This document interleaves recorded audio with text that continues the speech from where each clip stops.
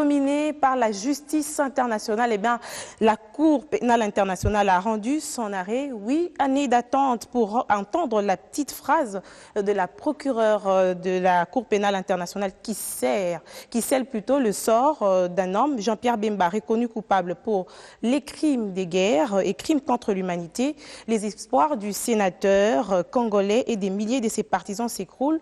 Jean-Pierre Bemba Gombo a encore du temps de séjour à La Haye en attendant le verdict qui fixera sa sentence. La Chambre déclare Jean-Pierre Bemba Gombo coupable. Voilà une décision qui vient de volatiliser l'espoir des militantes et militants qui croyaient à l'acquittement de leur leader, Jean-Pierre Bemba Gombo, à l'issue de cette audience. Audience ayant porté sur des crimes commis en République centrafricaine lors de l'opération menée par un contingent du mouvement de libération du Congo MLC entre 2002 et 2003. Le verdict aussitôt rendu, les chevaliers de la Plume ont été éclairés par le bureau de sensibilisation de la Cour pénale internationale à Kinshasa. La Chambre a conclu que Jean-Pierre Bemba n'a pas pris toutes les mesures nécessaires et raisonnables pour empêcher ou réprimer l'exécution de crimes par ses subordonnés lors de l'opération menée en République centrafricaine en 2002-2003 et pour en référer aux autorités compétentes.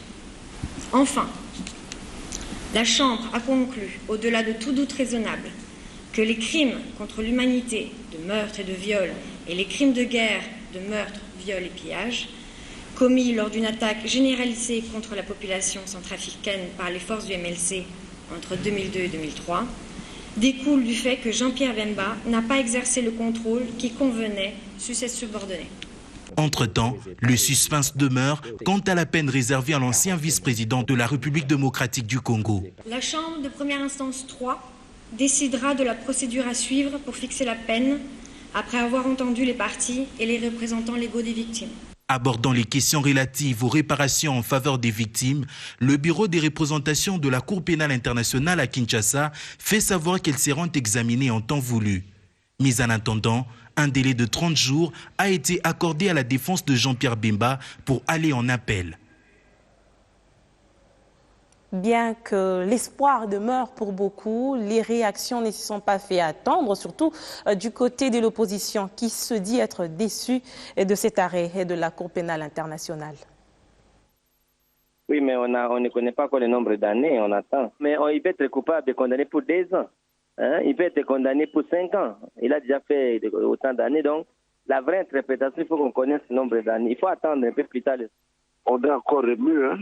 Je ne vois pas encore, moi, personnellement, je suis très ému. Je suis très touché, c'est quelqu'un que je connaissais, que je connais. Je préfère encore digérer. Je suis très attristé par cette nouvelle.